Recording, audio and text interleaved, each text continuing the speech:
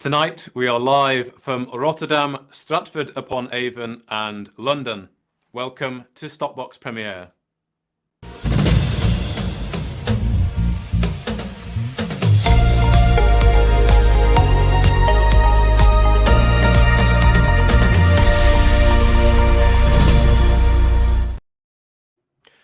Well, joining us on the panel tonight, our guests are Reginald, the CEO of ROQ, where we're going to be talking about the work they're doing with early cancer medicines. Alan Sims, the CEO of Cizzle Biotechnology, that's the hashtag SCIZ, that's Ciz, introducing their Ciz1B program, which is a simple blood test for detecting lung cancer. And Carissa Shomi-Mokoka and Valentino Paravicini from Oxford Cannabinoid Technologies, and their ticker is OCTP, where we're going to be talking about Program 1, which has entered preclinical phase 1 trials, and that's for the treatment of neuropathic and visceral pain, and those trials are set to begin very soon. So as usual, we will begin with the 10 to 15 minute interview, followed by the open Q&A session for 15 minutes. And of course, this is your chance to put your questions to the director speaking using the live chat. So please do join in the conversation by using the YouTube live chat, or indeed hashtag StockBox Premiere on Twitter. Do drop us a message. And please also, if you don't mind, hit that like or subscribe button if you are indeed enjoying the show tonight. As always, the directors are bound by market rules, but they will do their very best to answer your questions as best they can.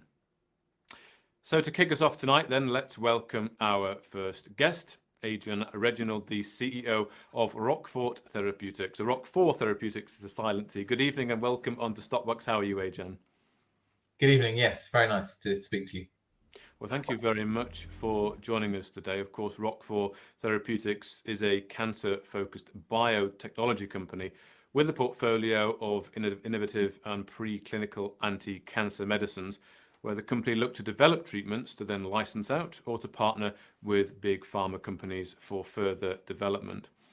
So, I mean, first of all, Adrian, if you could sort of just tell us a bit about some of the work that's going on, the pipeline of these first-in-class cancer medicines. You've got antibodies, RNA, and cell therapies. Can you explain what these are and why you've chosen these medicines?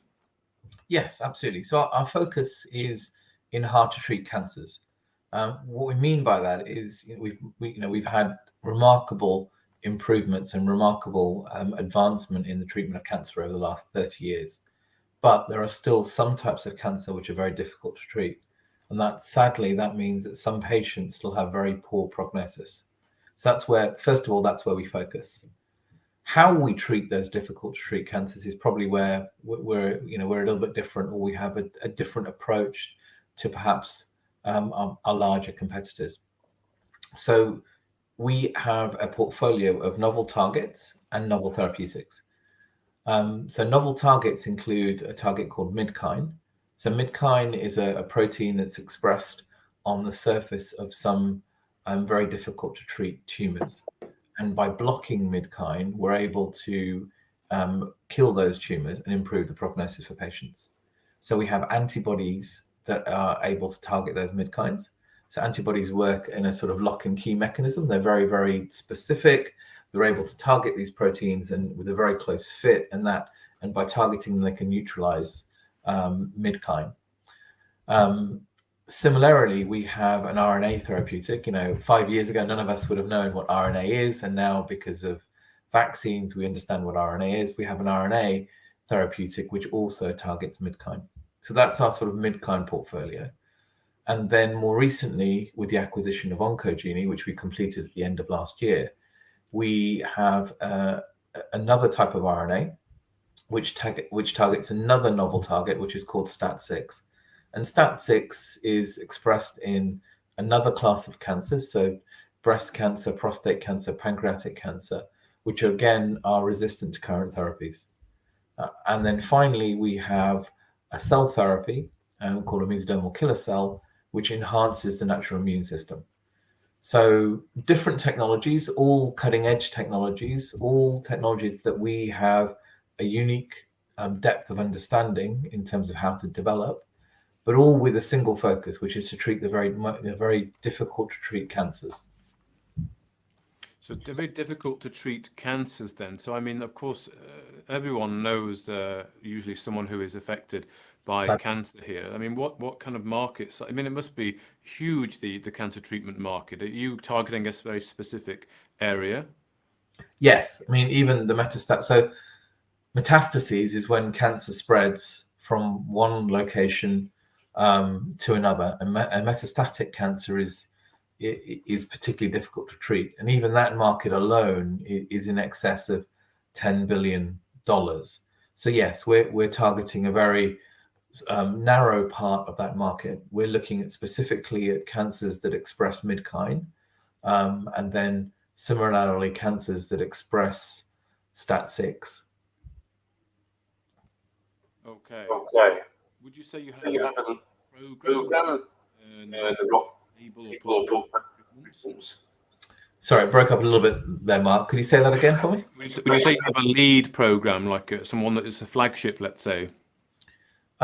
So our programs are at slightly different stages of development. Yes, so the antibody programs are the ones that are closest to entering the clinic at the moment. And we have two of those. We have two antibodies that are in late stage preclinical development. And then we have the RNA therapeutics and midkine, which are following. And then the STAT6 and the MK. I suppose what's intriguing is with all of these programs, we have been able to show in validated models that we can kill cancer. So we can shrink tumors, or we can reduce the metastases rate. And I think that's probably the most exciting thing about our model is we are taking early innovation, but what we're trying to do is to move that early innovation to a point where we can help patients very quickly. We can move into clinical trials, and then we can partner with large pharmaceutical companies that have experience of completing the last stage, phase 3 of development, and taking these treatments to market. Okay, so that's an example of the business model. I mean, do any other companies in this space operate like this? Any of the biotech companies? Is it a tried and tested business model to do the early stage development and then look to partner with big pharma? Yes, that's the ecosystem. So that the paradigm in biotech and pharma is most innovation takes place in small companies like ours, and then commercial development going to market takes place in much bigger companies, because the markets are so big.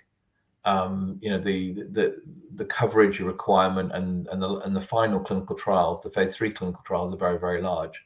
So where we're trying to maximize value for our shareholders and ultimately maximize speed to market for potential patients is by undertaking that early stage of development. So we have a track record with the people in the company of being able to identify early innovation and taking and developing that innovation very rapidly so that we can get to clinical trials very quickly, so more efficiently and more effectively than you would typically see in other companies. Okay. Now, I understand the company also holds quite a broad patent portfolio. Again, is there a lot of commercial value to be held in this? Can you explain the sort of the background to this and what value it brings to the company as an investment offer? Yes. So early stage development, as you quite rightly said, is about finding this early innovation and then moving it quickly. That's predicated on the fact that you have composition of matter patents. You have to have patents that cover the actual composition of the medicine itself. My background is in buying companies for big pharma, and that's one of the key red flags that big pharma are looking for. You must have the ability to own the technology that you're developing. And that ownership then makes the whole process much more straightforward. So yes, we have a leadership position in midkine patents and midkine intellectual property, and also with our STAT6 siRNA, we have granted patents, and with the very novel cell therapy, we have both granted patents and patents that are currently pending. Okay. We've spoken there a little bit about getting clinical trials done very quickly. and of course this back catalogue of patents that you have. I mean, what does 2023 do you think hold for Roquefort investors? What are the key things you will be looking to achieve, key inflection points, key bits of news, key bits on trial, the real big things that you're looking forward to that investors can also watch out for? Yes, we completed the acquisition of Oncogene at the beginning of Q4 last year. I joined the company at the beginning of Q4. So what we did for the first 3 months was really build all the foundations that we need to move quickly. We're an innovation engine. We're a company that's focused on bringing in early innovation and then delivering the value milestones that investors and prospective partners would expect to see. And that's what we've been able to do. So we've made announcements already that we've been able to move our antibody medicines into the in vivo efficacy studies, so the studies that will demonstrate in validated models that we're able to kill cancer. So those milestones are already happening, and this year is really about us delivering milestones. So we'll deliver the milestones that progress our programs. Number one. Number two, we've been very open that we're a company that will have a network of partners. So we'll have a network of international partners that will help us develop these medicines, but also validate for potential large partners and for investors that these are the right choices. And that validation will come through the partnership, but it will also come through the financial terms that we'll be able to elucidate from those partnerships. So those partnerships will deliver value and demonstrate the value in our pipeline. Okay, so you talked there about the acquisition with Oncogene complete. You're looking at where you've got antibody studies currently going in vivo and building partnerships as well. I mean, if you were to perhaps look, where would you like to see the company at the end of this year? Would you like it to be in a very different place, or some things that you would really want to have achieved by the end of this year? Yes, so the antibody programs are in development and on track, as are the other programs, as are the RNA programs. By the end of this year, we've committed to having one program IND ready. So that means a program that is ready to move into that final phase into clinical trials. And that's a huge milestone for a small company. The movement, the ability to develop early innovation and take it into that point where it's ready to be approved for clinical trials by a regulator is a very significant inflection point, both from a product development and a patient perspective, but also very significantly from an investor valuation perspective. Okay, excellent. Well, thank you for that. So looking to have one program in clinical trials by the end of the year. Okay, that's a nice milestone to aim for. So let's now go to some questions. We'll open up the questions from the floor. Before we get started, there were some that were actually sent in to us beforehand, but please, anyone who's watching, do feel free to add your questions there and we'll try to pick them up. The first one I have is, what's the overall strategy for the company to deliver shareholder value? So our model is we believe a sustainable innovation model. So we believe we are able to select programs very well. So we're able to select the programs and the innovation that is likely to generate first-in-class medicines. And again, we've got a little bit of track record of doing that. And then secondly, we're able to develop those programs to add value. So we're able to take a very early stage innovation, like a RNA or an early antibody. We're able to develop that, file patents or more patents as required, and then move it through the stages of preclinical development, which increases its value to a point where it's ready to go into the clinic. And then we're able to secure, or we will be able to secure, licensing deals with big pharma companies that will demonstrate the monetization that we've been able to create. So that increment in value, we're licensing something in, or we're buying something at a very early stage for a small amount of money. We're able to add value to it, and then we're able to demonstrate that monetization through a licensing deal. We believe that's sustainable. The UK has an amazing innovation culture and track record of producing early innovation. It doesn't have as good a track record as other countries, particularly the US, of commercializing that and developing that innovation. And that's where we're focused. So we believe that pipeline exists, and we believe we're well placed to select the right programs to bring into our process, our funnel, and then able to develop that quickly and create value for shareholders. Value. Okay, that makes sense along the road there. Now, the next question I have is about cash. Cash is king. What is the current cash runway for the business? Yeah, so we're in a good place. As we mentioned in our most recent prospectus, we have enough funding to move to our goals, which is to take a program to be clinic ready by the end of this year, and we have enough funding to develop all of our existing programs. Okay, a nice short answer there. And are you able to expand on the company out licensing strategy? Yeah, certainly. So we are, we're as I mentioned, our strategy is predicated on our ability to increase the value of early assets by doing the appropriate preclinical development and then finding the best partners. So, we will look to optimize value for shareholders by looking for partners for our antibody programs, our siRNA programs, our mid-kind RNA program, and our MK programs. We've already started discussions. We're talking to a lot of the large pharma companies about the sort of thing that they would be looking at, why these programs are particularly interesting, and we're getting some good interest. Particularly in the field of cancer, novel targets, so where you can target mid-kind or STAT6 as a first-in-class drug is very attractive. What you need to be able to do is to demonstrate efficacy. So really being able to show that you can shrink tumors, you can kill cancer cells, and they're the experiments that we're doing now. Our expectation is that once those experiments are complete, then we can have sensible discussions with potential partners. Okay, excellent. Thank you very much. So I can see a question did come in regarding Roquefort. It looks like it is, do you see the individual programs being taken up by different partners, or do you envisage a single partner taking out the whole pipeline? That's a good question. I don't know. It's difficult to predict. All I can say to you is we will work to optimize value for shareholders. So, sometimes it's more complicated. Sometimes a complicated salami slicing is the best, creates the most value. So what do I mean by that? You can, and I've got history, I've done this previously. You can do a licensing agreement for Japan for one product, or you can sell a company, or you can do a licensing agreement for Europe, Japan, the US, the rest of the world for individual programs.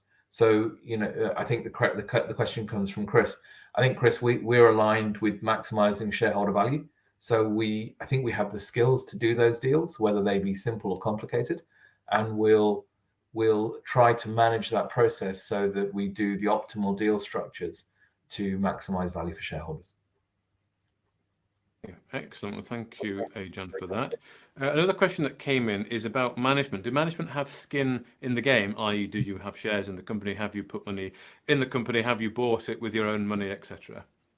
Yeah, absolutely. Yeah. So I invested. I think I was the biggest investor in the round of funding that came in with Oncogenie. So I've invested nearly £200,000 myself. Our executive chairman, Steve West, has invested over £200,000. The directors are investors as well. So yes, we're very much believers. Hopefully we're not, I don't think our track records show that we're not naive believers. I think we believe in two fundamentals here. I think number one, we believe in this sustainable business model. So our ability to identify the best technology and then to develop it, and then to actually extract value for our shareholders by monetizing that through licensing deals. The second thing is I think we believe in the fundamental technology that we have. The mid-kind antibodies and the mid-kind RNA programs have shown the ability to kill cancer. Similarly, the siRNA has shown the ability to kill large cancer tumors. And the MK program has shown the ability to not only kill leukemia and lymphomas, but also to activate the natural killer cells in the immune system. So I think we have knowledge of the field. And as a consequence, we have both belief in our business model and our strategy, but also fundamentally in the programs that we've got and the ability of those programs to hopefully help patients in the future. And just a follow-on for that from me, would you be looking to, or the directors looking to actually buy more? I know you have to do it in closed periods, but would that be something that you'd be looking to do? Yes, certainly, absolutely. The market is the UK market for biotech is down. I mean, I don't think that's a secret, right? It is really down, and it's sort of counterintuitive. So yes, certainly, I think it's an opportunity, and we'd be very keen to do it. But as you say, we're in multiple closed periods as we're in active discussion. So it's hard for us, but we will find the time to do that. Yes. Great. Well, I can see another couple of questions have come in. One has been just sent to me. It's just regarding the work you used to do with Celexia. The question has got regard to some historical business activities that you involved with. Can you give some background on Celexia and what sort of happened there? Yeah, certainly. Yeah, I think my track record speaks for itself. I worked at a big pharma company, Roche, and then following that set up a company where we're able to do multiple rounds of funding and also move products from just very early innovation into phase 2 clinical trials, and also to win those licensing deals that we're talking about. So I think Celexia shows that we can do all of the things that we've talked about. We were able to win patents in the US, in Europe. We were able to win clinical trial approvals in the US, in Europe, and in the UK, and we're able to take early innovation from just being a good idea into something that got into the clinic, and as a consequence, able to create enormous value for shareholders. Some negative press around this agent that someone's been saying about. Sorry, say it again. Has there been some negative press around? Yeah, absolutely. Yeah, I think when you're in cutting edge science, and particularly when you're in stem cell research and research that involves breakthrough technologies, I think there's always going to be a difference of opinion. Unfortunately, I think sometimes that goes away from science, and certainly there has been. I think there's been a campaign of people that are anti-stem cell campaigners and folks, I think, who are not particularly aligned with the idea of bringing innovative medicines to patients. And I suppose that's really where we come from. What we're trying to say is, that it's very easy to identify patient groups that currently have no treatment options, whether that's in cancer or in heart disease. And for those patients, I think we have a responsibility to try to bring the best innovation that we can forward to try to help those patients, because existing medicines don't work. And I think when you start from that premise where the data shows you that existing medicines don't work, I think you have a responsibility, if you're able to try to innovate and to try to make medicines that will help those patients. And sometimes people, I think, have fundamental beliefs which aren't based on science, and I think that's very difficult to argue against. You can't really come up with a rational argument. I think, and I'm not saying those beliefs are fundamentally wrong, but I think in this particular case, those beliefs are wrong. I think we have to try to develop medicines that can help people. The technology we've developed uses cells, it uses RNA. And we've seen good results in killing cancer or in regenerating the heart. So I think that's where we're focused, and we're trying to bring these medicines to market as soon as possible. Thank you for addressing that, Ajan. So I believe there are some other questions that have come in on the YouTube here. So if we can bring them up, we can see. I think another one from Chris was actually there. Has any of Roquefort's work been published in peer journals?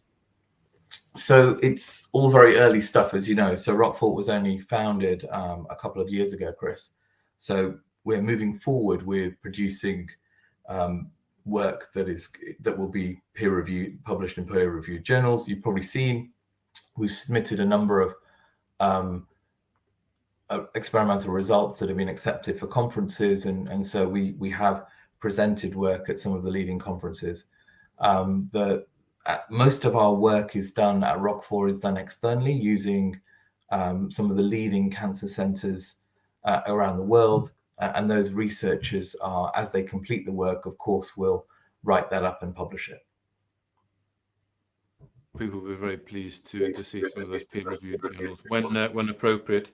I can see another question has come in. How positive are you in getting this over the line to fully succeed? I guess this is referring to perhaps one of the programs. It's not specific. So how positive are you getting your focus over the line, I would say? I think that goes back to your question about us all having skin in the game. So as I said, most of the directors, myself and the executive chairman, have all invested. So, we are confident, but this is biotech. So it's high risk.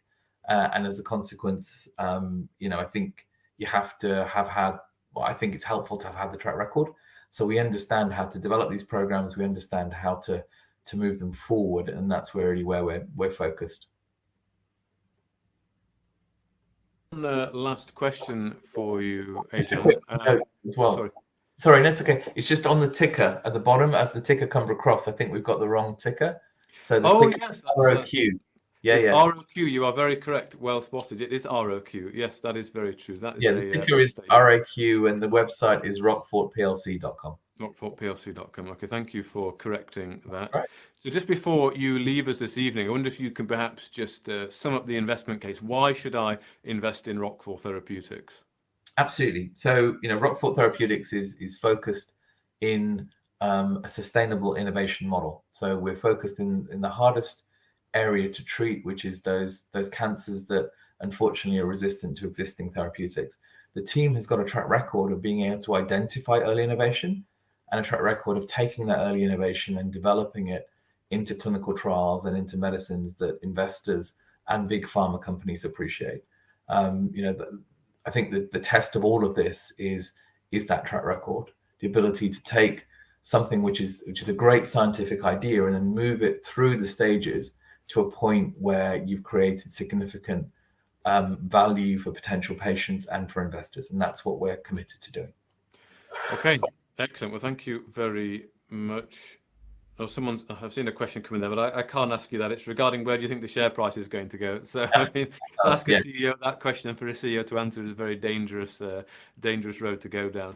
So thank you very much, Adrian, for your time. I know you can't stick around for the round table at the end, but that's okay. I hope to be catching up with you in the near future as things progress with the company and the treatments that you are developing. But thank you very much for your time, Adrian Reginald, the CEO there of Roquefort Therapeutics. We are going to take a very quick 2-minute break and we'll be back with Cizzle Biotechnology.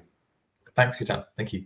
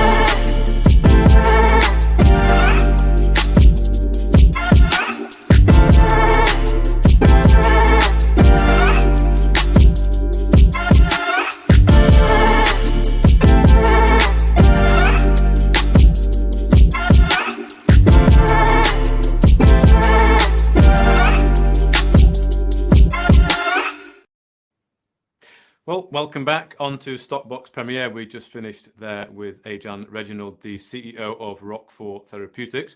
And now we'd like to welcome our second guest, and that's Alan Sims, the CEO of Cizzle Biotechnology. Good evening, Alan. Welcome. How are you? Yes, good evening, Chris, and a big thank you to your viewers for tuning in when it's late in their evening. So much appreciated that they've given us their time to listen about Sizzle. Yes, indeed. Well, thank you very much for joining us, Alan. It's interesting, your company, very interesting. I'm looking forward to learning a bit more about it. I know we've spoken on an introduction interview over on StockBox before, but it's fascinating. And of course, this company is a cancer diagnostic spin-out from the University of York, my hometown originally, and is Right. focused on early detection of lung cancer via the development of an immunoassay test for the CIS1B biomarker. So the first question I've got for you, I mean, as of today, there's no single protein biomarker test available to detect early stage lung cancer. However, with CIS1B, Cizzle are aiming to change that landscape of testing. So could you give us, first of all, a high-level overview of this program that sounds really fascinating?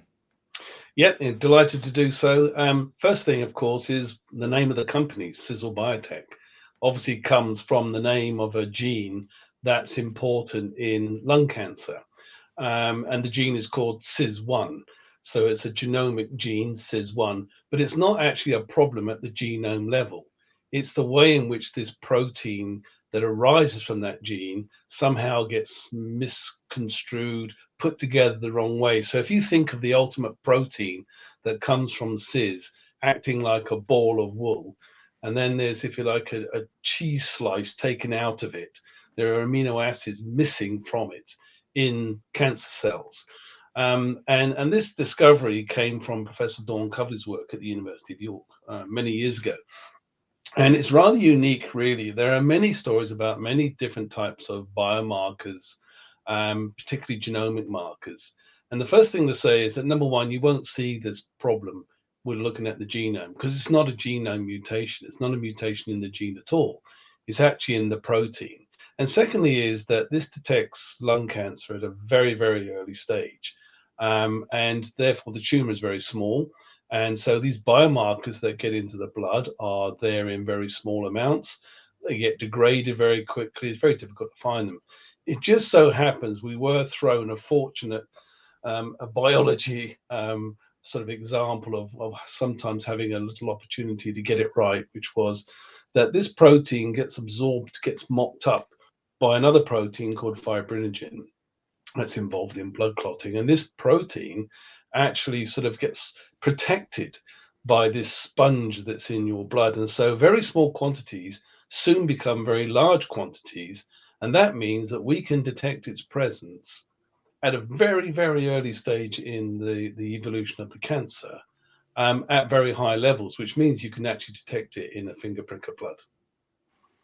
In a finger prick of blood. I mean, it sounds amazing. Too good to be true, do I dare say, Alan? Well, all of these things, as your previous interview said, is biotech's a very difficult space to bring things to market. But what we do know is that this has taken many, many years of research in Professor Coverley's laboratories in York. So we know a lot about this particular protein. We've done extensive development work on the protein. So we know a lot about what's missing in the protein. We know that we can detect it at very low levels. We know that over 500 patients that we've looked at, we can actually tell you with a high degree of accuracy those that do and those that don't have an early stage lung cancer. And I do emphasize the fact that it is the importance of catching it at stage one. There are many tests that can tell you that you have a late stage cancer when it's too late, but this tells you when you can do something about it. Now, I know when we've spoken in the past, Alan, you told me that lung cancer is one of the biggest killer of all the cancers, if not the biggest. Can I ask you why is that, and what is being done to screen for lung cancer at the moment to help detect it earlier? Yeah, you're quite right. It in fact is the biggest killer of the cancers. And the reason is because it's asymptomatic in its early stages. In other words, at the very early beginnings of the cancer, you don't know you have it. And even as it develops, you don't know you have it.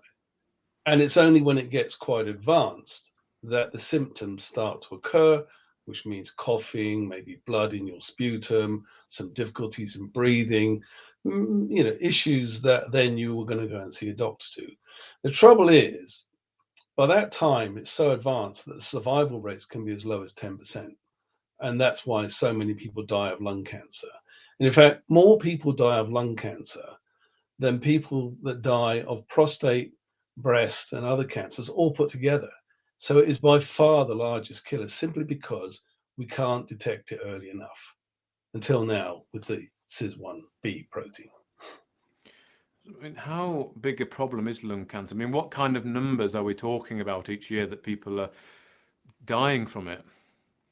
It is a really, really sad discussion, because today, about 100 people died of lung cancer in the UK alone. So in one single day, 100 people are no longer here because of lung cancer. And every year, about 2.2 million people die around the world of lung cancer. So it is a huge loss of people to this dreaded cancer. So it's a very large killer of people. In the United States, and this is the fear factor that comes in the United States, 250,000 people get diagnosed with cancer every single year. And the problem with that is that they're getting diagnosed because it's become symptomatic. So, in fact, about 80% of those people that are diagnosed, those 250,000 people, about 80% of those are actually already at an advanced stage, and therefore their ability to survive that cancer is actually quite low. What that really tells you is that there's a whole population out there, much larger than 250,000, probably millions, that have an early stage of lung cancer but don't know it. And what's really required is a screening program that can detect those cancers when it's stage 1, when actually you have a 90% chance of surviving. So it's a really big problem globally. 100 people a day die of lung cancer, and you say 80% are well advanced because they're exhibiting the symptoms there, which is the Right. clear sign, well, one of the more obvious signs that you have a problem. So a simple blood test to detect that cancer at an early stage. And then, I mean, how do their chances change then? I mean, what is the treatment like if you catch it early? Is it much better? Well, let's start off with what is the gold standard for detecting cancer today, and that is CT scanning. CT scanning is a sophisticated form of X-rays, and they can detect very small amounts that could be a tumor. The problem is that they get it wrong, these CT scans, quite a lot. Something like 90% of the time you have a CT scan, it's not cancer. So in the first instance, I would say to anybody that has a CT scan who has come up with they might have a possible tumor there, is 9 times out of 10 it's not. But the problem with that is you've still got to go into hospital. You've still got to be followed up. You've still got to have multiple X-ray scans to monitor the disease progression. So in the first instance, it's about monitoring. The second thing is that again, as your previous interviewer said, stage 1's cancer hasn't migrated anywhere. It hasn't become metastatic. It hasn't gone beyond its primary spot. So if you know for sure that a small grain of rice-looking lump in your chest is a stage 1 lung cancer, that can be removed quite simply with surgery. And that will improve your chances of survival. Once it's spread, then surgery is really not an option. Radiotherapy could be an option, certainly in hotspots. And then it's really chemotherapy. But the ideal thing to do is catch it before it spreads anywhere. Ideally, you want to catch it before it spreads anywhere, absolutely, because we all know about how hard it is to treat metastasized cancers once they've moved to a different part of the body there. I mean, are we talking here then, if you get this test, ready to go to market, can you detect it at that early stage, like the moment someone has it in the tiniest form, grain of rice, as you say? Yes, there is a technical term to how accurate a test is, and one of those is the sensitivity of an analysis.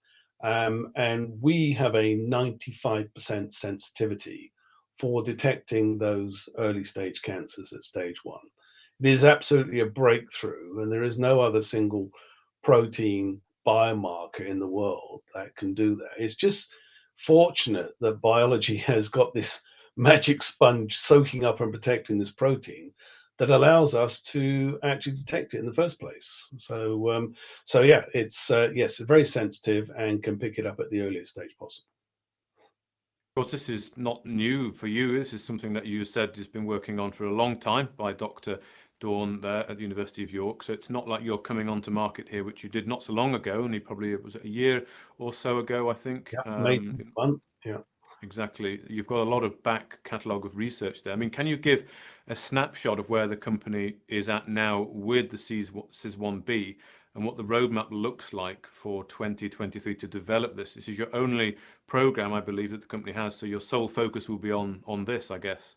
It is the sole focus for now, but that program will develop out. So just to bring you up to speed with where the company is. In the first instance, I've already referred to the fact that there's been quite a number of blood samples that have been tested to arrive at the statistics I gave you so far.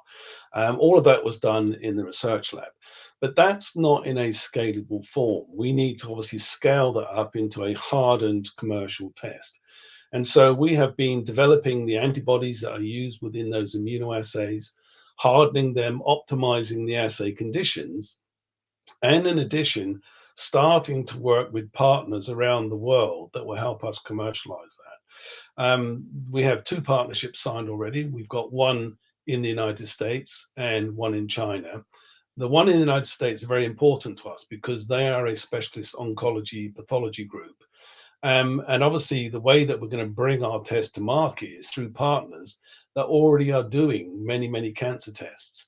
And our partners in the States called Core Path Laboratories, they access 22 states across the USA, are our absolute prime channel. They're experts in cancer detection, and they will be deploying our test when we bring it to market. Okay, so you're looking to scale it into a commercial test alongside your partners there in China and the United States. So that's something you want to have achieved this year, would you say? Yeah, I think, our target is obviously to develop the platform which we're going to bring to the market. What that means is that we will need to go through a regulatory process. Mm-hmm. The advantage of CorePath is that they are an accredited laboratory, and they can develop a test which is known as a laboratory developed test, so LDT for short. An LDT test is a much quicker route to getting your product into the market, into sales, than waiting for either the FDA approval or CE, or in the UK, UKCA mark. Okay, and then looking a bit further ahead, the road to market then, is the licensing model the preferred route? It's a very attractive route for us because it is very cash efficient. Both our programs in China and also in the United States don't rely on our funding to support those. So our Chinese partners, our US partners are funding all of the development in the States and taking the product to market. So they cover all of the overheads and all of the costs. That means Cizzle Biotech shareholders are not having to fund any of that development cost. And in exchange, we get effectively a royalty, which goes directly to our bottom line. So it's a very cash efficient, highly profitable way to address those 2 markets. Now, going forward, we may look at different models. There is, we could say, well, we'd like to retain more of that profit for the company. But in the first instance, I think the first steps are, let's get the test to market in 2 really important markets. Let's have strong partners that are motivated to deliver that and provide us a good revenue stream. Well, you've set out some of the key milestones there very nicely, Alan, and that does put us bang on 15 minutes there to go to the questions, which I'm told are quite a few. So let's start bringing those questions in. So, are all the monoclonal antibodies? Monoclonal. I apologize. Are all the monoclonal antibodies required for the LDT now completed, including assay optimization and ready to be shipped to the United States and China? So it's quite a complex question. We do have multiple antibodies that we use in this. As I said in my previous question, we are completing the optimization work on that. That is not yet complete. We hope that will be done shortly, and so thanks, Jeff, for that question. We hope to be able to ship our prototype platforms in the near future, but obviously we're waiting for the final optimization tests to be completed. Okay, excellent. Thank you for that.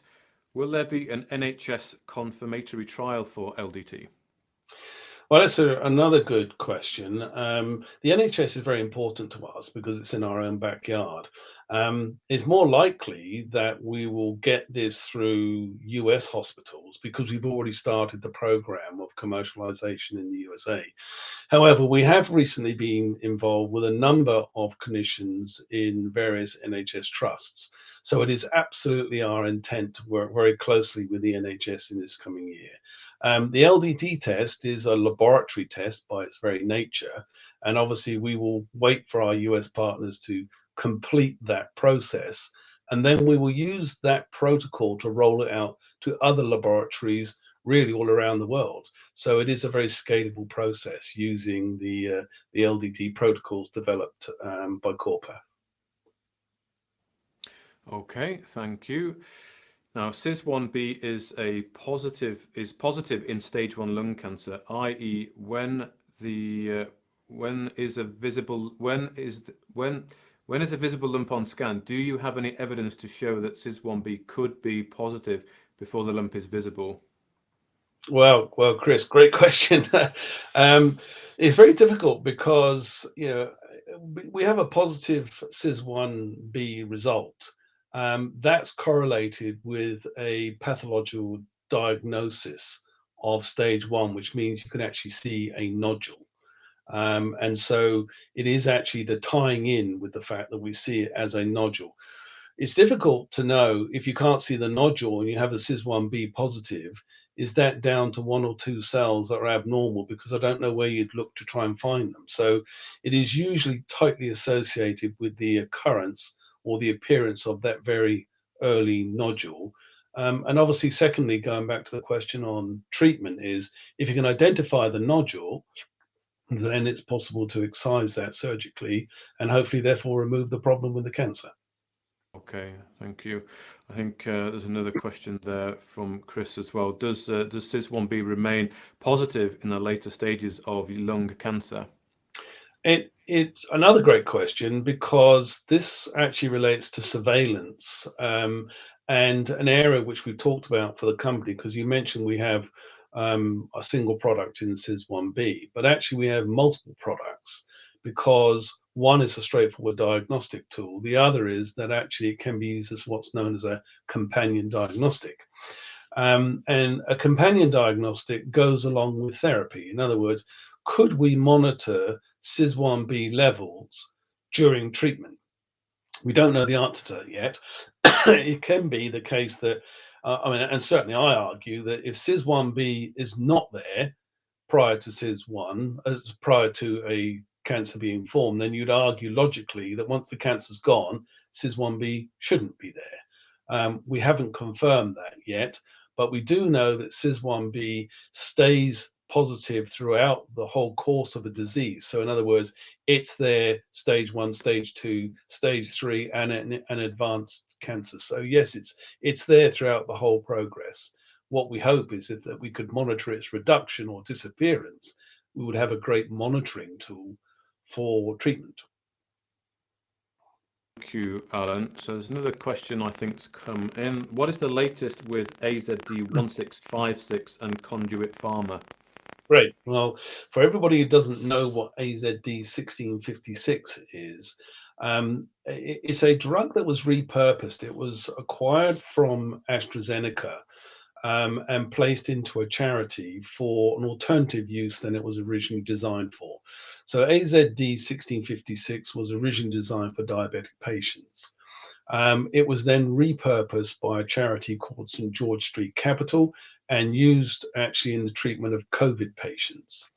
And why that was important is that patients that were dying of COVID weren't actually dying of the virus. They were actually dying of inflammation in the lung. So it was a respiratory illness.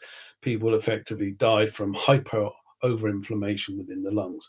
And it turns out that AZD1656 is very effective at dampening down that inflammation response. And because we're very interested in the lungs, and inflammation of the lungs and fibrosis of the lungs can result in cancers, we were very interested in developing companion diagnostics for AZD1656. And we reported last year that St. George Street Capital had recruited us to develop a companion diagnostic for that particular drug. And we also took a royalty position in that drug. SGSC, as it's known, St. George Street Capital, they then passed those rights on to Conduit Pharma. So hopefully for those people who are not familiar with this story, that will show the link between the charity and Conduit Pharma. Conduit Pharma now takes the commercial rights for AZD1656, for which we have royalty rights in, and therefore is another string to our bow of potential future revenues. Now, in November, because Conduit Pharma is completing a merger and will become a NASDAQ-listed pharmaceutical company, hopefully over the next few months, we secured an option to sell back our royalty rights. And the value of that is £3.25 million, and that will be made viable by us actually converting our royalty into shares in Conduit Pharma, which will be NASDAQ listed and which we could trade and sell and bring 3.25 million of cash into the company, which for a company of our size is a huge amount of money to bring into the company, which is non-diluted to our shareholders. Excellent. Well, thank you. That's a new one on me there. So thank you, Edward, for asking that question. It's nice to know you've got that, as you say, string to your bow as well, Alan. Okay, there might be some more questions that pop in. Please do put them up if you want to ask them. I've got another couple of questions I want to put to you, Alan. I'm just thinking, if you manage to get this over the line into the hospitals, into the medical industry, there must be a huge cost saving and pressure relief off of the health services globally. I mean, you have done any kind of modelling or research into the typical cost savings here? It's a very complex question, and nobody really knows what it really costs in terms of cancer. But there are estimates being put out there. I mean, the UK alone, it's estimated that the cost of having lung cancer is about £2.4 billion, and that includes obviously all the hospital visits, all the caring, all the treatment, all the diagnosis, all the follow-up. It's a huge amount of money that's allocated to those patients.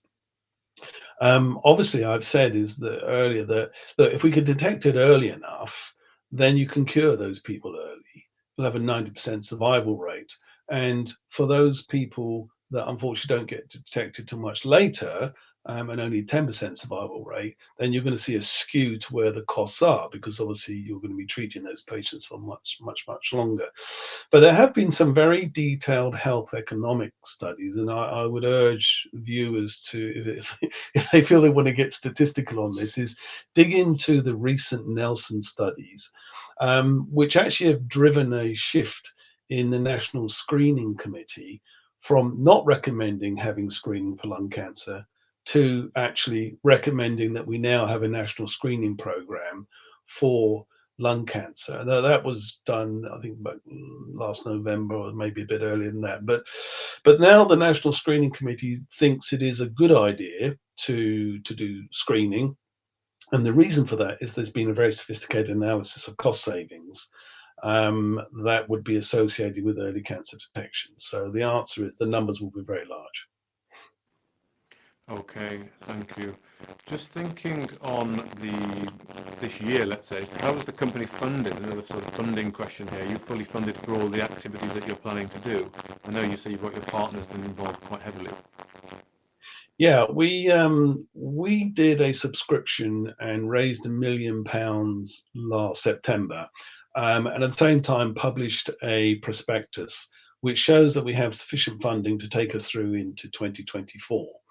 So because the requirements of the marketplace are you have to demonstrate you have sufficient cash for 18 months. So back in September, we had 18 months, and we continue to have that period. We're on target with our budgets right the way through to 2024, and that's not assuming any money comes in from that AZD 1656 royalty sale. So we are well funded into 2024. And our strategy always is look, I think you used the word earlier that cash is king. It is, and equity is very expensive at the moment because we've all seen how the markets have been very poor in the last 12 months. You get a sense that they're evening out. Our share price is beginning to respond positively. There is no such thing as being at the bottom, but you do feel that it's starting to improve, starting to see investment coming in.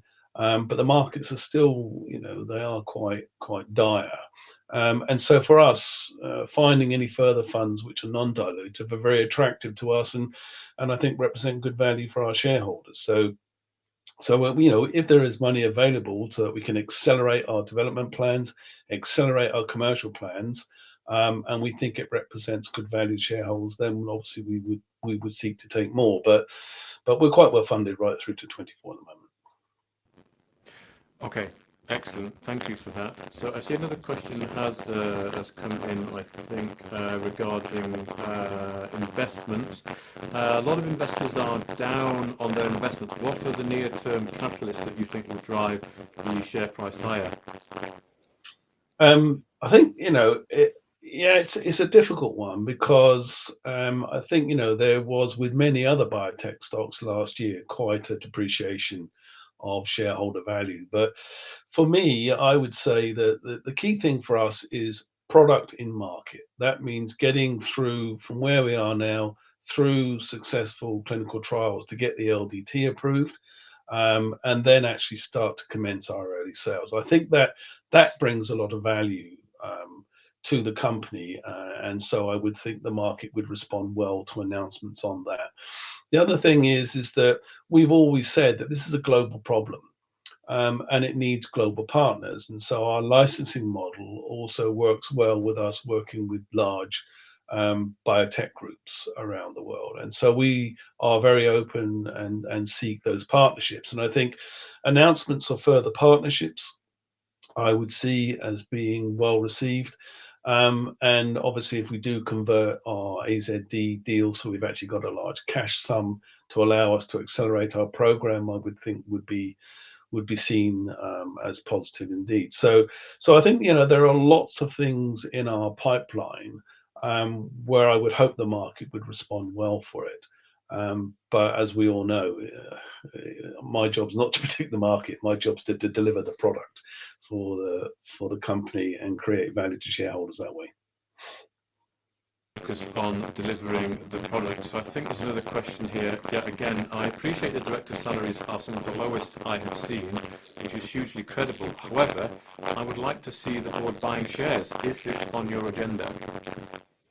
Yeah, well, thanks, Chris, for noticing the director salaries are the lowest, because I think in part, that is the way in which we see trying to create value. I mean, you can buy shares, or you could take a very small salary and therefore retain shareholder funds.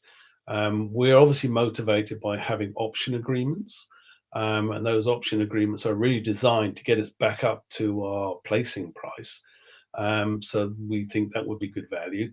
I think the previous speaker talked about the problems of being in closed periods. I mean, there's always something in our pipeline that would make us insiders. And as such, the times and opportunities for us to buy shares are very limited. But I think, it is also the case that going forward, the directors are considering ways in which we can also keep that cap on our very low salaries, and they are very low in the industry, and perhaps use that as a means for us to invest and buy in the future. Obviously, it is entirely dependent on the market circumstances, and I can only talk from my own viewpoint and not other board members about what our plans might be. But look, when the opportunities arise, we'll consider things as they come to us. Great, well, thank you very much, Alan. I have one last question that was submitted before that's just popped up here on my messages. It's just, can the CIS1B be used as a remission test? Yeah, we did touch on that earlier from the viewpoint of can it be used as a companion diagnostic to detect, a disease going away because of its treatment, and we don't know the answer to that yet. What we do know, though, is that CIS1 may not just be for lung cancer. There are other cancers where you find the presence of this CIS1B. And so we will certainly be looking at where this can be used as a tool for detecting not just lung cancer, but other cancers. We're certainly going to be looking to use it to monitor disease progression. And with that comes disease remission. But we don't know yet. You don't know yet. Okay. Well, hopefully that comes at a later stage. Well, thank you very much for joining us, Alan. I hope you can stick around for another sort of half an hour, and then we can come back and have a bit of a round table along with our guests from Oxford Cannabinoid Technologies. Thank you very much for joining us so far. Again, we'll take a very quick 2-minute break, and we'll be back with Oxford Cannabinoid Technologies. Yeah, just before you go, because I know a lot of people are saying there is crackle on the line, so I'm sure your tech boys are trying to do something about it, but I know that some people are struggling with listening to the crackle in the background. I'm sure they're working on it in the background. We'll see if we can. Or there's gremlins in the system that you'll fix. Indeed. Thank you, Alan. Thanks a lot. Speak soon.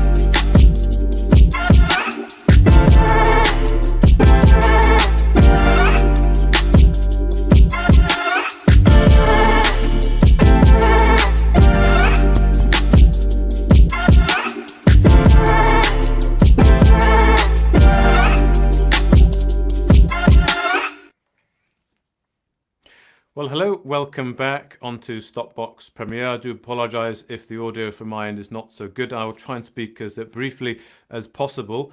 Let's bring in our last guest then for this evening. That's Clarissa Shomi-Mokoka and Valentino Paravicini from Oxford Cannabinoid Technologies. Good evening to you both. Welcome back. This is your second time. How are you both doing? Hi, Mark. Yeah, very good, thank you. And I'm pleased to report your sound seems to have improved as well. So okay, well, let's hope it lasts. Fingers crossed. Valentino, welcome back. Oh, Valentino, we can't hear you, but can hear me, I hope. I forgot to unmute me after you muted me. So, no, I'm fine. We're doing fine. And yes, your audio is much better. Okay, well, let's hope it lasts.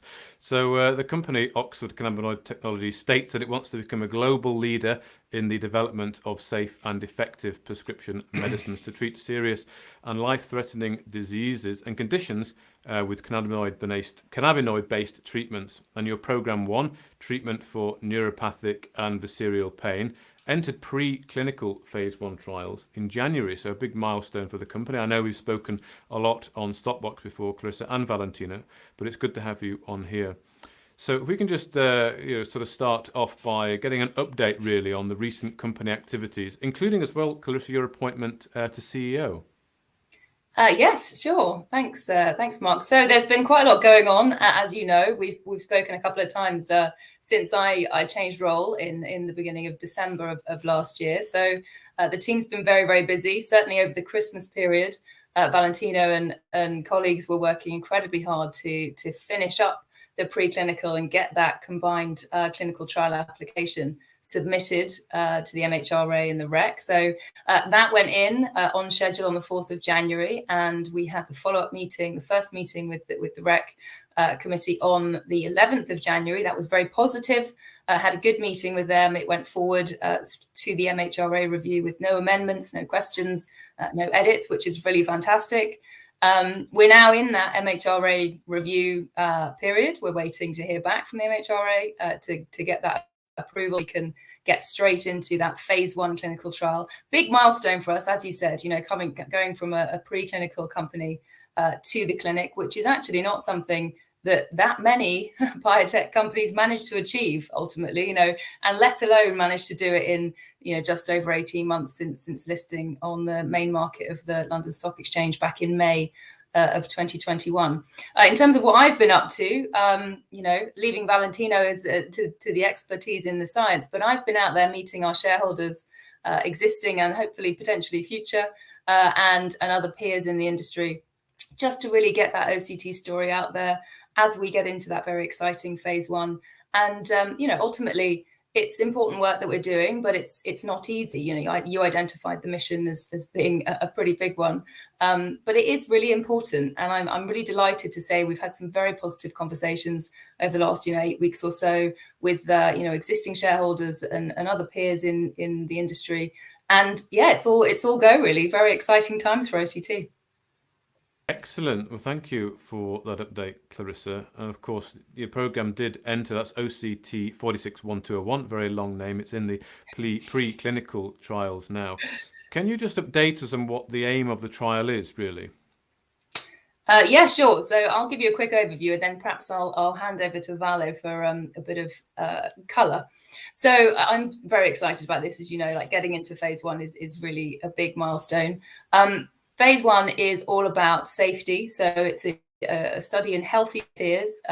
We're conducting that at partners Simbec Orion out in Wales. We're very much to go as soon as the MHRA gives us that green light. And compound 461201, which is an oral form. So it's a tablet dose. And we administer it to healthy while it is tolerant. Over to you, Vale. Maybe you'll give us a bit more colour on the nature of that trial and what we're trying to achieve with it. Yeah, thank you, Clarissa. Yes, so as Clarissa pointed out, there is a very important element, and we always say that we put the patient at the center of our research, and safety is the main concern. And this trial is doing exactly that. They check that the expected amount of compound that we're going to, or drug that we're going to put into the patients eventually are actually safe. But there's also another important aspect that is actually to confirm how the drug will interact with the body and the body interacts with the drug, so to speak. So of course, yes, we're going to look for the potential adverse effect, but also how the drug is, if you want, metabolized and getting rid of by the body. And this is important. We conducted a lot of preclinical study to understand how the drug behave, and we have we also invested a lot of time and resources in identifying modeling using algorithm and modeling based on previous studies with other drugs to try to understand how the drug will behave in the human body. But that has to be confirmed. So this trial is about starting very low and a very safe dose, and then escalated it.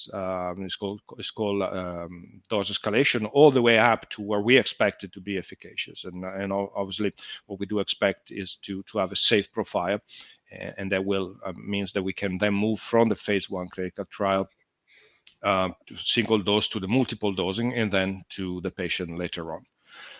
So we are very busy. Some people told me, you enter your you file your submission to the MHRA and the REC. Now you can fold your arms and wait, but actually it's quite the opposite, because now we are really facing all the activities leading to the clinical trial. There's a lot of, as you understand, a lot of documentation has to be done. Everything's done electronically these days, so that the records are well kept in real time. And that can be then reviewed by ourselves as scientists, but also by the regulators when needed. And that is very important. So a lot of work that we're doing now. And that's only for program 1. Then, of course, we have also the other programs ongoing. Indeed, yes, you have the other programs ongoing as well. Valentino, when would you expect results from phase 1 trial?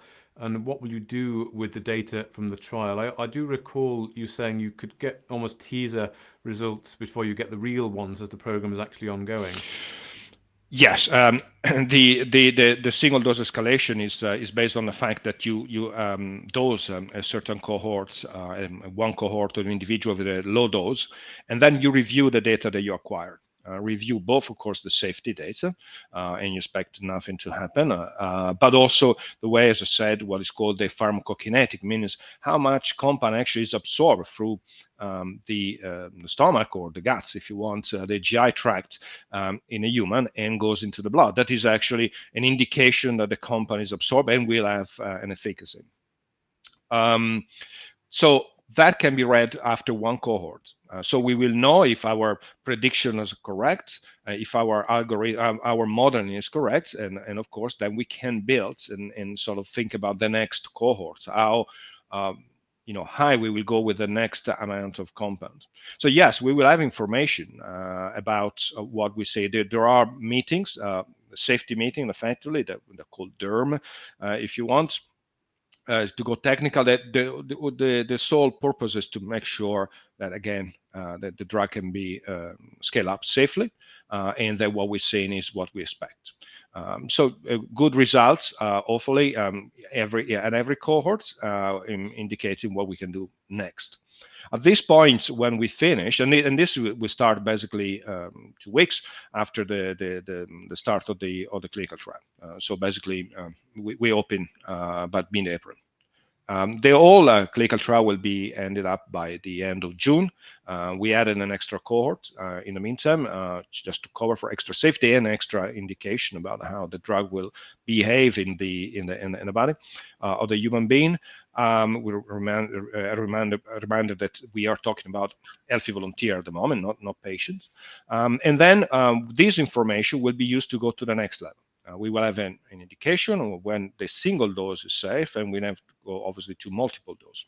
And that will be integrated in a sort of a second clinical trial. We have a multiple ascending dose where we do the same type of escalation, but with more than one dose for each healthy volunteer, and then moving into the patient as such in a phase 2 clinical trial. Okay, thank you. Now, I don't know who wants to take this question, but it's a question regarding what are the advantages of using an external contractor like Simbec Research for the phase 1 trials?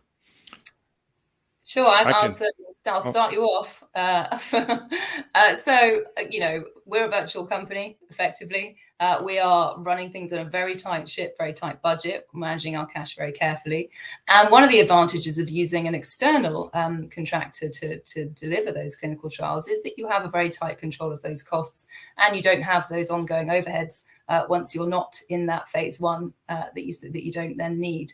And of course, the second, and I think probably the more important advantage, is the deep experience and expertise that Simbec, Ryan, have brought to the table in not only, in delivering when we get into it, the actual phase 1 itself, but also the reams and reams of paperwork and the work that's been done in preparation. That clinical trial application process is not straightforward, so it's very, very helpful to have them on hand with that level of expertise. Valentino, is there anything you would add to that? Just as I like to also sometimes to compare a company to a football team, and I think every player in a good team is in a good team is a specialist, and so the midfielder can play in the midfield, and you need a forward in front. So having Simbec is really allowing us to have, as Clarissa pointed out, expert not only in their knowledge, but also in their experience and effectively in the speed in which they can react to any problematic that may arise. And the indication that they're doing a good job, if you want, came early on from the RSC meeting, and again was, and I don't think that happened very often, to be honest. The meeting was very short because we went through without any comments, any modification. Again, a testament of the good work that Evotech did in the preclinical environment, in the preclinical arena, all the preparatory work made for Simicorion, and hopefully a bit also for ourselves that we manage all this. Managing such a vast numbers of activity, again, doing a clinical trial is not one activity, and there's a lot of them, and I think we submitted 35 different type of documentation, and that again is just the documentation. Then you have actually preparation of the clinical trial, the screening for the patient, and bringing together the preclinical data with the clinical expectation. So all of that really require expert, and Simicorion is providing that. Well, thank you very much for that update, both of you. What are the next stages then in the roadmap for Program 1, and how is 2023 shaping up for the other programs, Programs 2, 3, and 4? Val, do you want to take this one? Yes. So we are preparing. Again, we're all talking about preparing for clinical for the phase 1 clinical trial, but actually in the background we're already preparing for the phase 2, and we are obviously discussion with our consultant, with our advisors, and there would be contact with MHRA and potentially the FDA in order to get a sense of what are the expected steps that we want to take. Obviously, you don't ask them what to do. You prepare your strategies and your approach, and you ask them whether they think it's correct, and that's what we're aiming to do. So we're looking again at interaction with experts in the field, start designing the potential protocol of the clinical trial, and start going into that direction. That is happening even before the phase 1 clinical trial will be over effectively. The aim will be obviously to hopefully to go into a phase 2 clinical trial by the end of the year. That, as I said, is an important milestone for any company. To be honest, phase 1 is already quite considerable, as pointed out by your guest early on and during this podcast. But again, it is important that we do everything, again, keeping in mind the safety of the patients in that case, and make sure that everything is done properly. At the same time, we are looking forward to potentially enter the clinical trial also with Program 2. There we are effectively completed our preclinical phase, preclinical studies in terms of safety and toxicology. So we are building the documentation again to present to the regulators. We mentioned in the past, in this case, we will go to Australia. The reason being is that the system there, the medical environment is particularly expert in cannabinoids and in studies with cannabis. Study with cannabis has some complication, and cannabinoids has some complication because of the potential psychotropic effect. So the ability to have an expert that understand not only the drug per se, but also how it behaves, even in a healthy volunteer, in order to understand their initial reaction is important. And as I said, the environment there is particularly open to this type of studies. Having said that, we identified a partner that will support our activities leading to the clinical trial for the phase 1, but potentially even for a phase 2.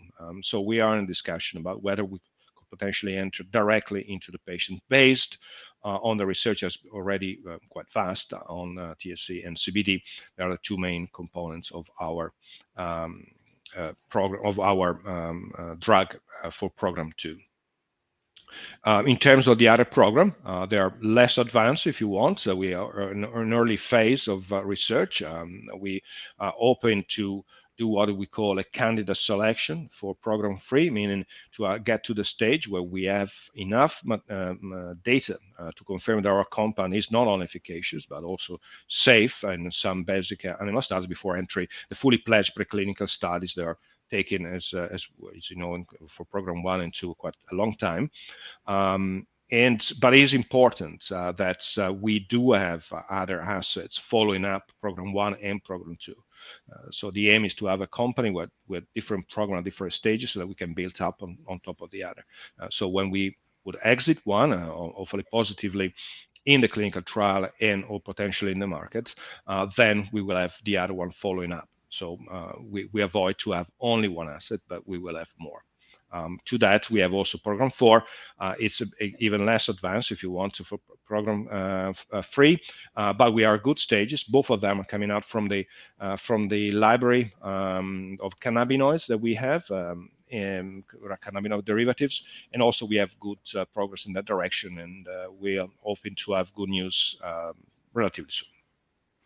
Excellent. Okay, well, thank you for taking us through everything there. That's nice to get an idea of the stages of all the programs. Lots of things going on in the pipeline. Hopefully nicely to finish on from each other, different milestones to be achieved across all the programs.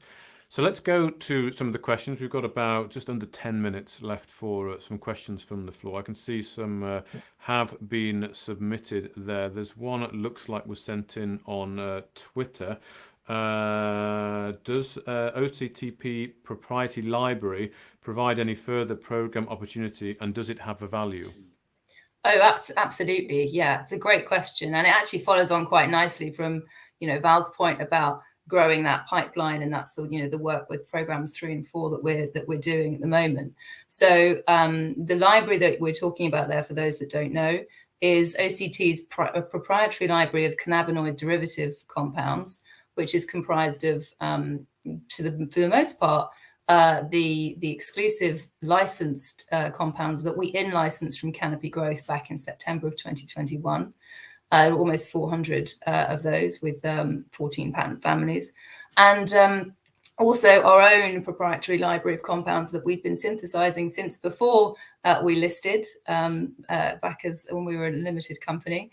And we've been synthesizing since the licensing of that library from Canopy with Dalriada Drug Discovery, who is the company that Canopy themselves charged with creating that library in the first place. So we're doing a lot of work with them, and also with our partner Oxford STEM Tech, which is run by Professor Zam Kader, who is an Oxford University professor and one of our very oldest working relationships. As many of you will know, OCT was formed in conjunction with a sort of master service agreement and exclusive development arrangement with Oxford University, which really kick-started us as a business. And so it's really nice to be able to continue to some extent that relationship with, in a private sort of commercial way, with Oxford STEM Tech. So it's a great question. There is absolutely heaps of opportunity in that library. I like to refer to it as a bit of a treasure chest, really, and we're looking through and seeing what we can dig out.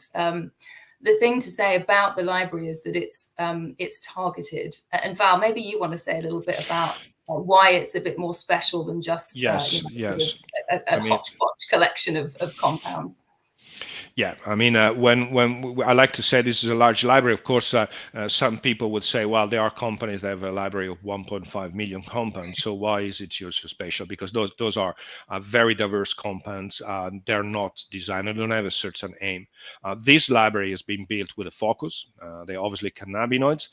We know what potential receptor they can bind, and we study if that is happening. And I don't want to go into the details, but we don't do one experiment, one readout. We do several experiments, we do several readouts, both in terms of efficacy and sort of cell function, but also in terms of signaling, indicating that the compound does what it's supposed to do. And it's confirmed by more than one experiment. And so we triangle those data basically to make sure that the data are robust enough. And as Clarissa pointed out, the value of the library comes from the library itself. It's diverse, it's based on different type of phytocannabinoid derivatives, which can target the receptor, the endocannabinoid system, different receptor and in different way. So again, as Clarissa was saying, different potential targets in terms of indication as well, and therapeutic area. And also the advantages of the company allow us to interact with a company like Dariana. This drug discovery, DDD, is an expert in cannabinoids, and it provided really that type of partnership that we were looking for. They allow us not only to keep researching on what we have already, the in-license library, but also to create a new value in this compound. So we, as Clarissa said, we acquire around 400 compounds, but actually we already generated in a year or so more out of 50. They are deriving from, and they were designed based on the experiment we performed with the library. So again, very focused studies, and that already shown that potential to generate new avenue to pursue for different therapeutic areas. So definitely a lot of value in the library and in the partnership as well. Mm-hmm.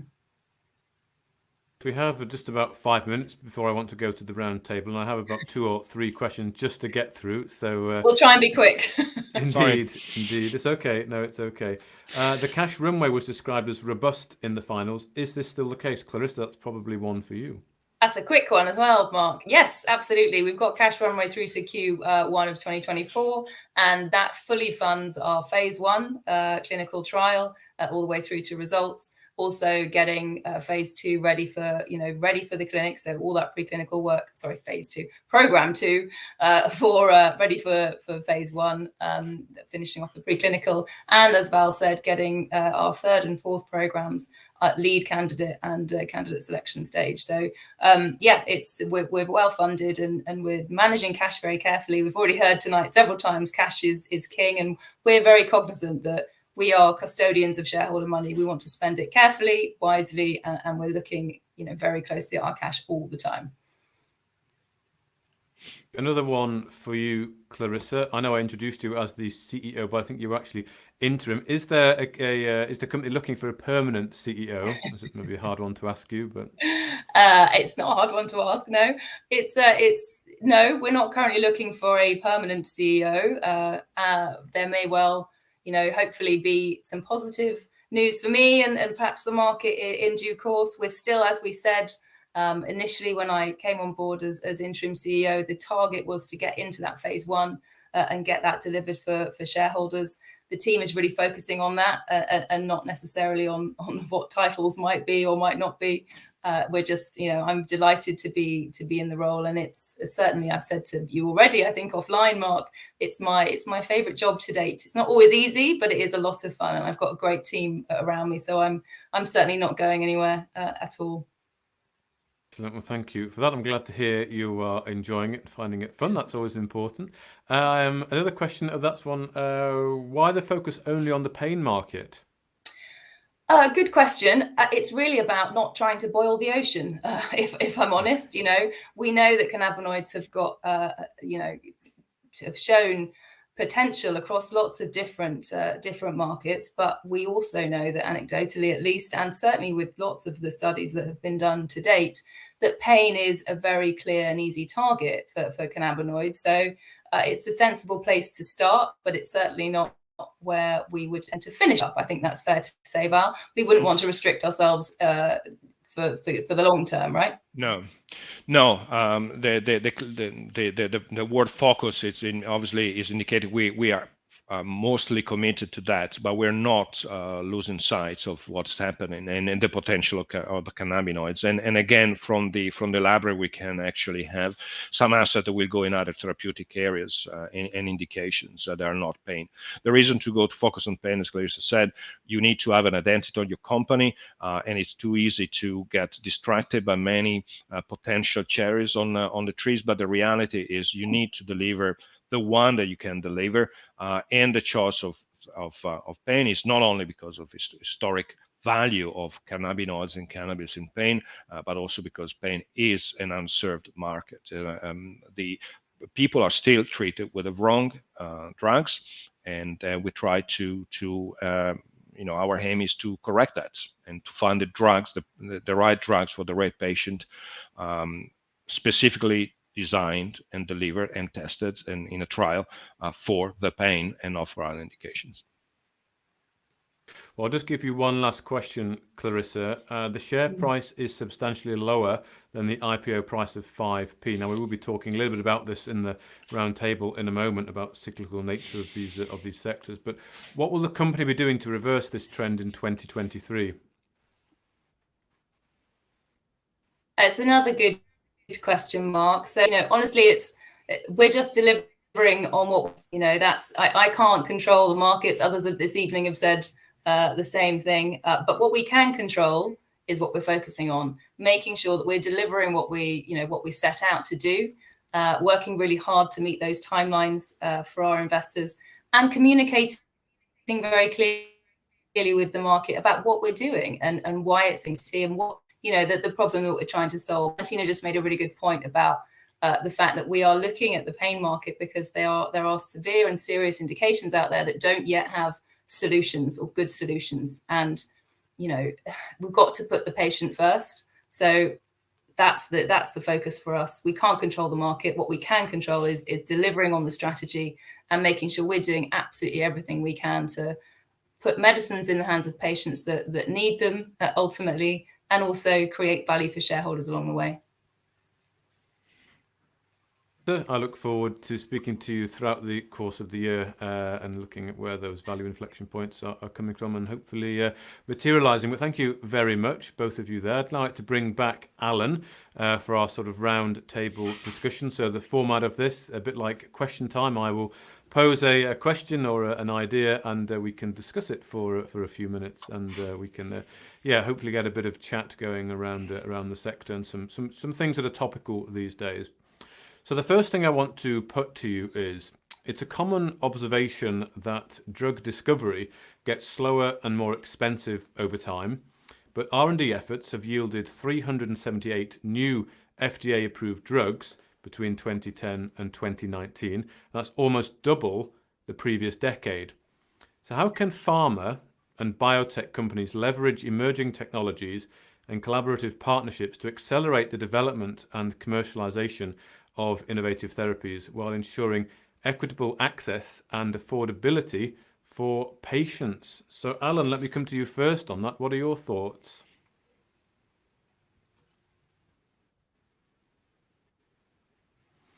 I think, Alan, we can't hear you actually. Okay, you should hear me now.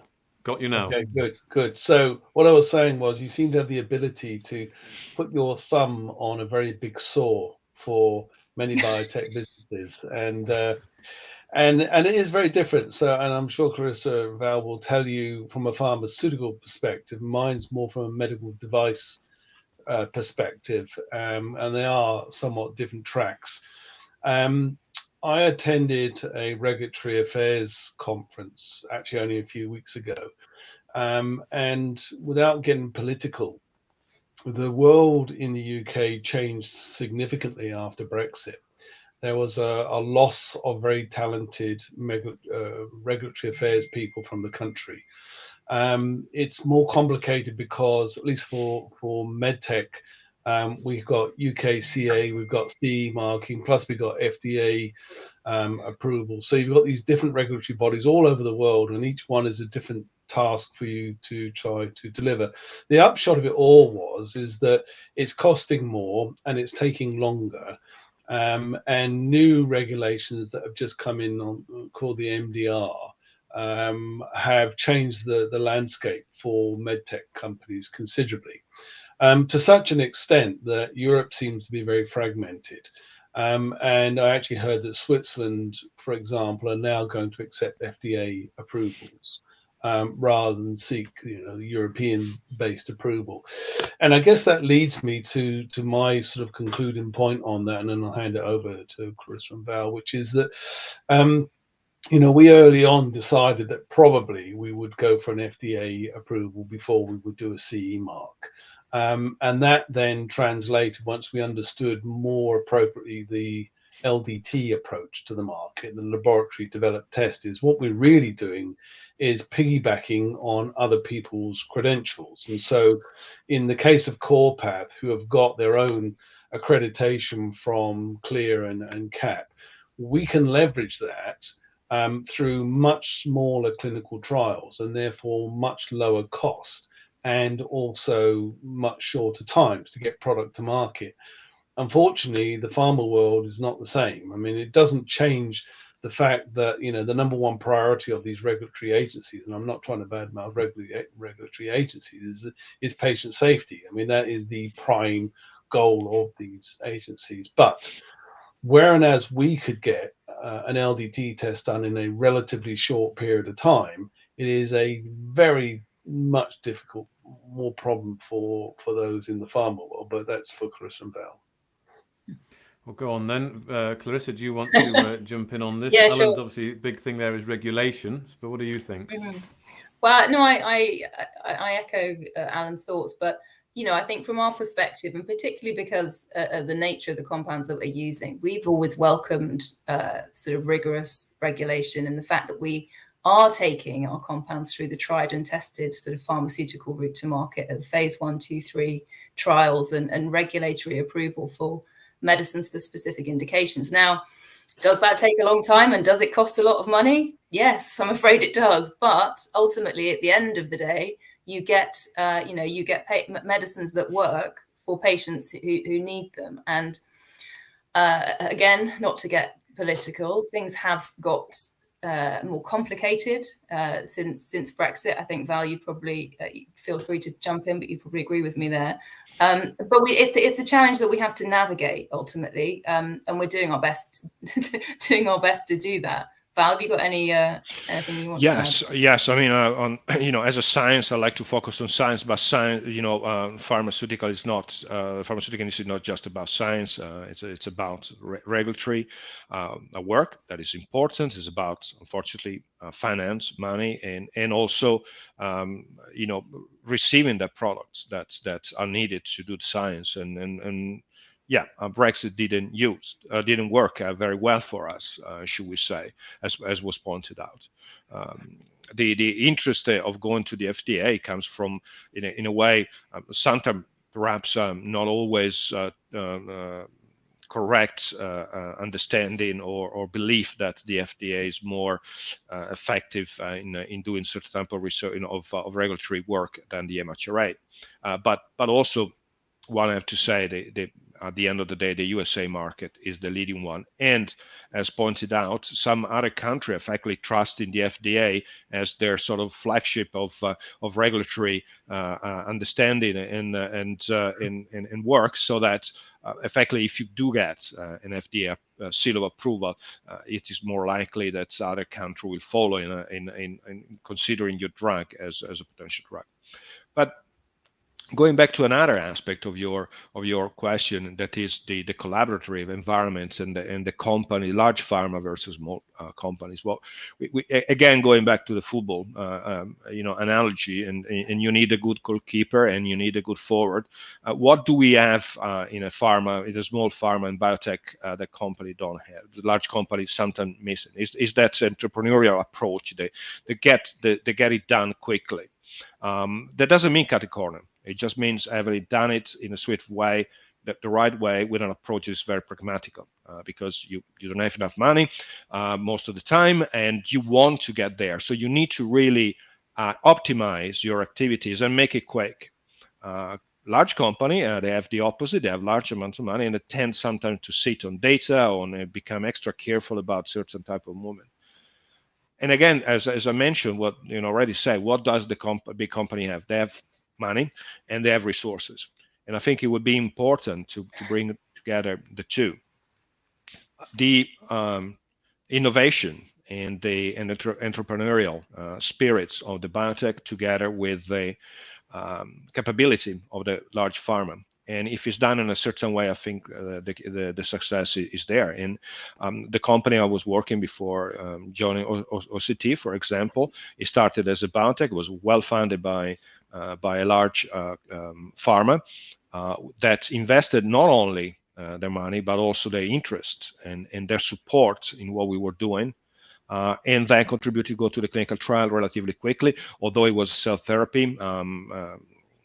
sort of asset that is quite difficult as well to develop in terms of manufacturing and so forth. But so there is really a potential for collaboration. And what we were hoping, I guess, is that the big pharma will start thinking of us as something to be to acquire, but actually someone that can be collaborating and eventually maybe acquire once the results are getting better. And the result can getting better only if there is a real collaboration between scientists and between resources. Okay, thank you. So you talked there about the entrepreneurial spirit. Alan, would you agree there's a big entrepreneurial spirit amongst the pharma and biotech companies in the UK? I know you talked a lot there about Brexit and some of the negative things there about what that's brought in regulation. But how can we cooperate more together as a whole? Do you think there's some hurdles to overcome? Well, collaboration is there right across from the beginning to the end, I would say, and that we all face similar problems, whether it be medtech or biotech or pharma. Starts from the academics. Cizzle Biotech obviously is a spin out from university, so we have fantastic collaboration with the University of York and their continued support from their laboratory, from Professor Coverley, and that collaboration is central to Cizzle Biotech's progress. And then I think it goes on to us as collaborative groups. We all belong to industry societies tackling common problems for us all. I think we all do that. It's in our interest to be a collaborative voice, but not just in the UK either. I think it's international collaboration. And, we're dealing with global problems. They need global solutions. And so I think all of us do collaborate very well together. In fact, even if you're in a competitive space, I mean, the level of collaboration I've found to be incredibly positive throughout all the various years I've been doing this. Okay, good. Well, I'll take some positive then from all your response there. That there is a lot of hope for collaboration and cross-functional working together.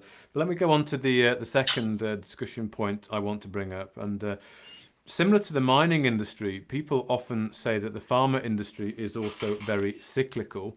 First of all, do you agree, and why? But given the boom that the sector went through during COVID, why should investors be looking at the pharma sector right now? Has it had its cyclical boom, even though it was only maybe 18 months, 2 years? Who shall I go to first? Clarissa, what do you think? Well, the good thing about cycles, Mark, is that they keep coming back around, don't they? So, True. It just depends how quickly. That you complete that circle. I think, yes, it's probably fair to say that it's similar. I mean, there are quite a lot of similarities between mining and pharmaceutical industry.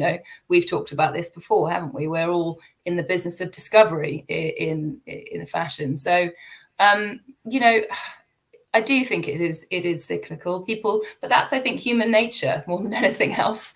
People, some things will be in favor at the time. There'll be a huge amount of profile and interest, for instance, of course, during COVID. But ultimately, that wanes, and then we'll resurface over time. So yeah, I tend to agree, but there's not much being in the industry you can do about it other than continue to deliver on what the plan is.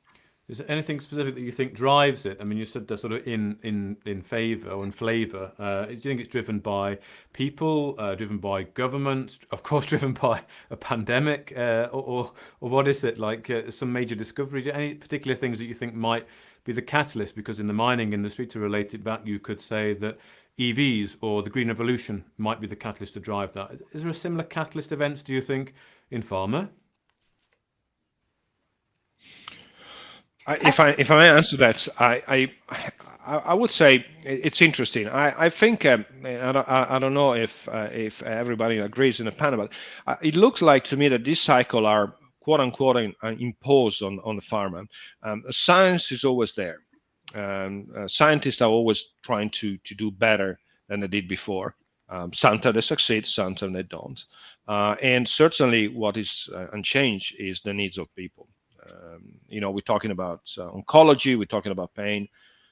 There are new discovery every time, but there's still people suffering, and unfortunately, sometimes dying. So the fact that there are sometimes renewed interest in science, and you mentioned COVID, to me sounds a bit bizarre. Of course, COVID is important. I when I did my thesis for my PhD a lot of time ago, should we say, my first sentence was, "There's not enough research in antiviral." And it's still the case. The HIV show that if you put down your nose to the grindstone, you can actually get there and have some success.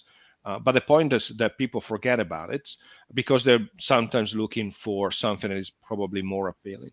And I think I mentioned in a podcast before that we're talking about, we focus a lot about, for example, the virus, but what about MRSA? And the need for new antibiotics. Why are the government investing enough in that? Although there are some private that do that. I think Ineos did that. So I think that sometimes the cyclical comes from other aspects. Maybe the cyclical financial, the cyclical sort of aspect of the financial world is influencing also the pharma world. But as a scientist, I have to say my colleagues are always working really hard every time, and they don't feel it. There is a cycle. They feel really the needs are still there and always there. Yes, I'm sure the needs the needs are there and always will be there and will continue to be there, and more needs will come. But yeah, the other side of it, the investing side, is cyclical. It is important by nature. Alan, what are your thoughts on the cyclical nature of the sector? I'm not sure it's cyclical rather than just being evolutionary, because I'm not sure we ever go back to where we started from. Mining is an interesting analogy because, if you shut down the mines, then the ability to restart them up at a flick of the switch is not there. You remove infrastructure, you remove people with skill sets. You can't just turn it back on again. And I was working for the government at the time of the big closures when Pfizer shut its facilities down in Kent, and GSK and AstraZeneca were shutting down their big research facilities. And the model at the time, because I was in government thinking, oh goodness, what are we going to do? There's going to be a brain drain. 25,000 fantastically qualified people are all going to disappear off, go somewhere else in the world.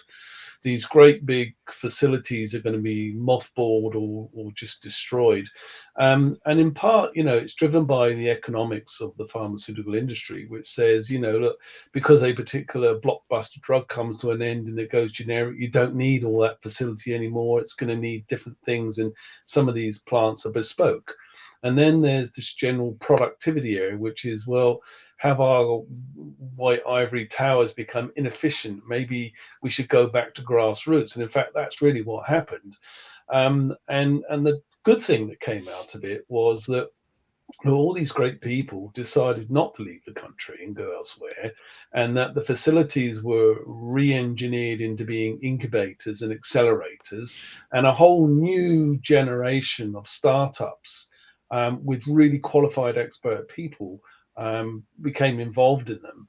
And the only thing that was really needed was not save these industry buildings and the history of it, because you have to evolve, was how do you fund these accelerators? And so how do you pump more money into the universities, the academics? How do you get that pipeline being very efficient, get the right people in the startups, get them funded, and then you have a whole new bunch of great companies coming out. I think that's a good evolution in many ways. So maybe it's not bad. Maybe it's a good thing. And I do echoing that, our collaborator are Evotech. That's the site in Verona, particularly. It used to be up to it, and before that, and another incarnation was GSK. And when GSK decided to shut down the neurological studies, including neuropathic pain, it was a big problem in a city like Verona. It's not big, and suddenly you have 650 people without a job. At that time, the government actually it decided to invest and to sort of give us sort of a bridging investment. And now the companies actually have 900 people. The model changed completely. They become a CRO. They provide services. They have their own research. as well, but mostly, and that shows that when you have smart people around, you change a bit, you tweak something, but you can still deliver great science. And I think it is important that people understand that, and the government as well. Okay, well, thank you for that. Very interesting, particularly what you said there, Alan, about evolution rather than sort of starting again. And yes, some catalyst there could be indeed government funding, as you say, Val. Okay, so the last point I want to just discuss with you is just about the challenges that are facing the industry. So there are many challenges facing the medical industry today, with a big one being medical innovation. And while this has brought about many new treatments and technologies, there are still many unmet medical needs, such as the needs we've been talking about this evening. And bringing products to market, again, as we've touched on this evening, can be a very costly and slow process. So what is the most important thing that you can do as a listed companies with access to the markets for capital to stand out and deliver results, not just for the patients to get the treatments across the line, but also for your investors?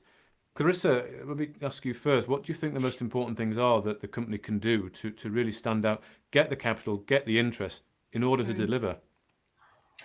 I think there are two things, Mark. I think the first thing you have to do is have a clear strategy that you focus your team on delivering.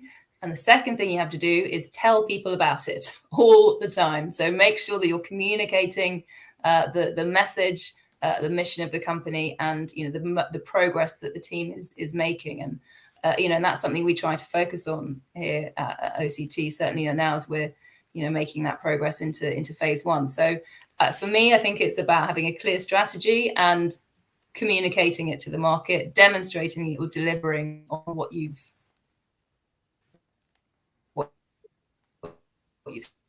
said.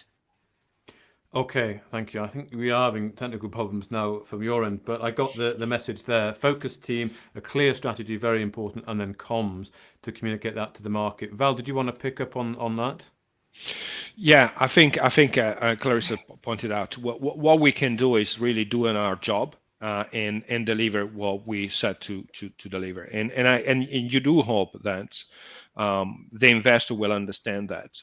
And who are these investors? Obviously, in our case, with our sort of public investor, you may have more institutional investor like VC, but also large pharma. And by showing that we do the right science for the people, for the patient, but also for the science itself, that we get the interest, and every milestone that we reach will raise even more interest. But it is a problem with some small companies to have the necessary visibility and to be seen by the people that count. And I think it is important that we do that.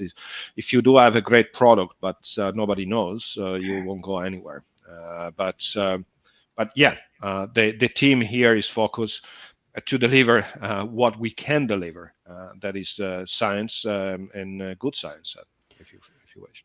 Okay, so the key message there is do what you say you're going to do, and talk about it, tell people about it. That's the key thing I picked up from you, Val, and I will be making sure, as best I can, that Oxford Cannabinoid are doing that throughout the course of the year to keep investors informed.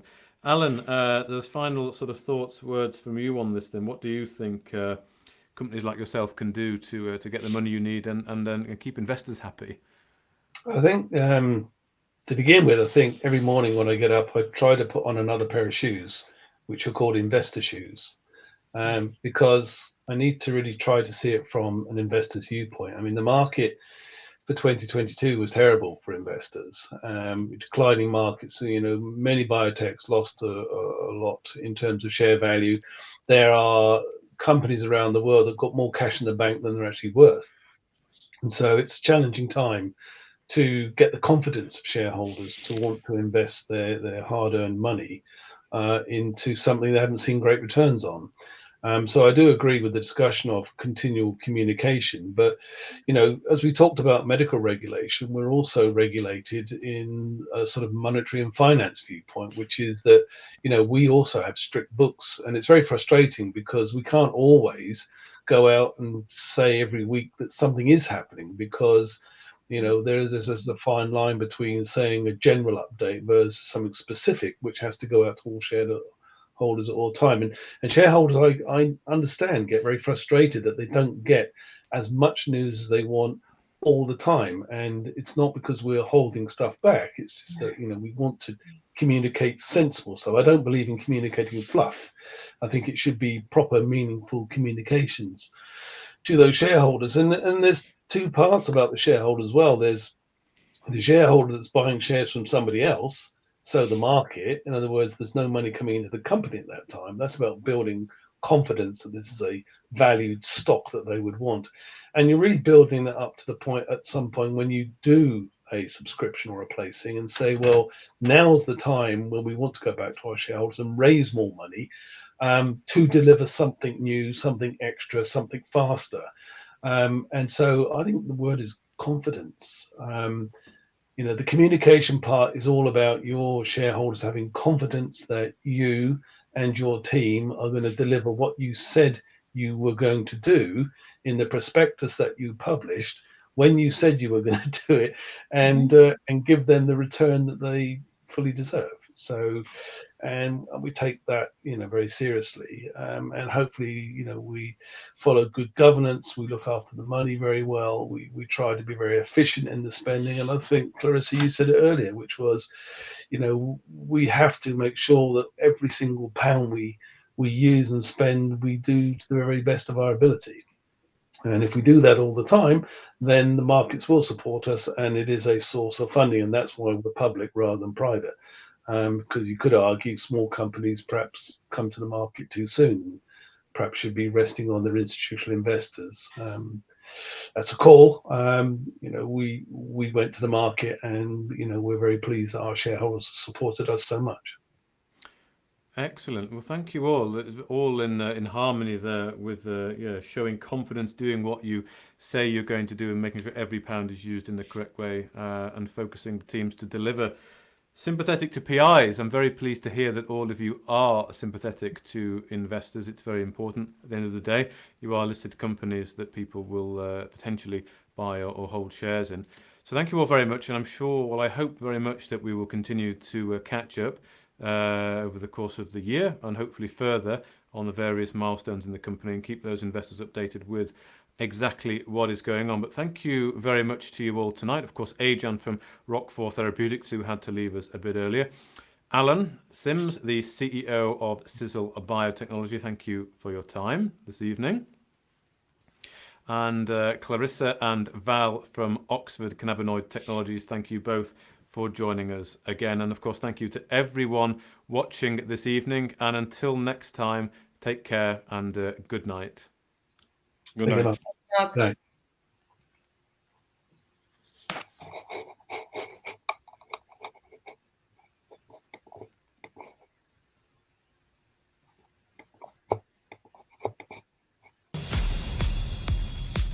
If you enjoyed this interview, then give us a thumbs up, a like or a retweet. Subscribe to us on YouTube or follow us on Twitter, and hit that notification bell to be the first to know when we release new content. There's loads of great content on our website too, across all our programs at stockboxmedia.com. Thank you for watching.